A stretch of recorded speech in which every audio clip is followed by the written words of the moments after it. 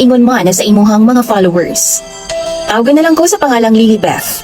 35 anyos na ko og duna nay mga anak. Minyo na ko DJ Sam og na ako karon na sa Davao Oriental.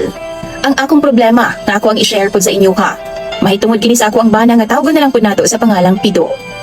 DJ Sam, grade 5 pa lang minduha ni Pido, nagkauyab na minduha. Buotan si Pido, hilumon og dili gid mo tingog. Gawas lang kung ikaw ang una nga mosulti sa iya ha.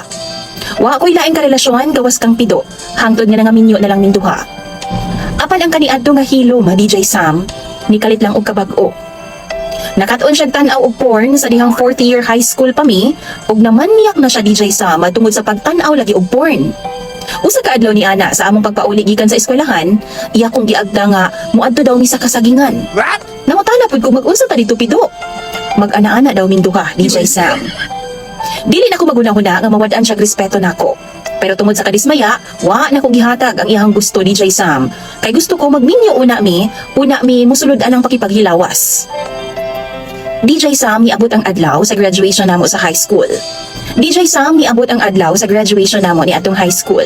Adunay mga kahigayunan nga nag-atubang sa ako Nanamilit ko kang Pido nga manarbaho ko sa Maynila. DJ Sam nisugot siya ug niingon siya nga pirmi lang gid daw mi nga mag-text kung day off daw nako.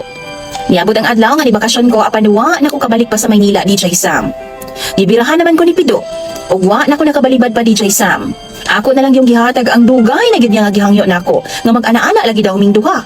Dito pa gid sa ilahang balay DJ Sam, timing man pod kay kami lang duha ug way tao nga lain sa ilang bay. Apan na unsa bang pagkahitabua DJ Sam nga wa naman hinuon nagkadimao. Ang pag-ana-ana namong duha kay di pa man siya kaibaw magpasud sa iyang tabadidoy.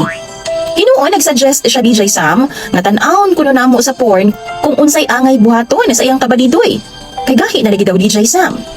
Apan nangapa pa siya. Naglibog pa siya kung saon daw DJ Sam. Kaluoy sa Ginoo nagkabaw ra gyud in tawon siya. Og misinggit gyud in tawon kog tabang mga langit. Kay sakit na gyud ay kaayo DJ Sam pagka first time pa. After sa mga panahon nakasal na gyud minduha ni Pido. Apan maura gihapon, maniyakol gihapon kaayo sa DJ Sam. Manglaba ko, manlimpyo, di intawon magkadimao. Pagpamalan siya, maglantaw gid na siya og porn na DJ Sam. Di na gid ko kaatiman sa buluhaton, kay guyuron ako niya paingon sa kwarto para mag-ana-ana lagi daw ming duha. Sa nadugay DJ Sam, naglagot na gid ko pag-ayo. Labi na kay muhangyo siya na kog bira. Tapos kapoy kaayo ko, dili man gid ko. Kapuyan ko DJ Sam. Kabalo mo dugay kayo mahuman si Pido. Mudagan gud og 3 ka oras ang pagbiran niya sa ako Sa last na uwag-uwag niya DJ Sam, nagpumiglas jud kog taman. Nasuko siya sa ako ug iyahan naman hinuong gigisi-gisi ang akong sinina DJ Sam, kay tindog na daw kaayo iyang tabaditoy. Ug dihang iya akong gipugos og pahigda na sa kama, tapos siya ni ubo na po DJ Sam. Tungod sa akong kalagot kay wa lagi ko sa mood ug napugos lang ko makipaghilawas niya, ako bitang gigunitan og gibira pag-ayaw iyang tabadidoy aron nga matagam DJ Sam. Tungod ni Anthony singgit gid siya taman sa kasakit. So kadi ato DJ Sam itagam na siya. Wa na siya gapanghirit-hirit nako. Nalipay pod ko kay makapahuway nako. Pero Sam, kalit lang man siyang ibalik sa iyahang naandan. Hilumo na pod kaayo siya. Talagsa na lang mutingog nako DJ Sam. Akong huna-huna, basin hangtod karon nasuko gihapon siya nako. Ug naguna-huna ko DJ Sam nga basin og kinahanglan na pod nga mangayo kong pasaylo sa akong nabuhat sa iyaha. Sa pagbira sa iyang tabadidoy. Unom na kabulan DJ Sam nga ingon ana si Pido. Ug nabalaka na jud ko kay nanibago lagi ko. Nibalik siya sa iyang pagkahilumo ni adto mga bata pa mi. Magsorry na baka ako sa iyaha DJ Sam para magtingugay naming duha. Unsabay angay na kong buhaton. Kung kamo mga followers ni DJ Sam mga akong pangutan-on. Unsabay angayan. Tambagi daw ko ninyo biki ako ng pangbasahon tanan sa comment section.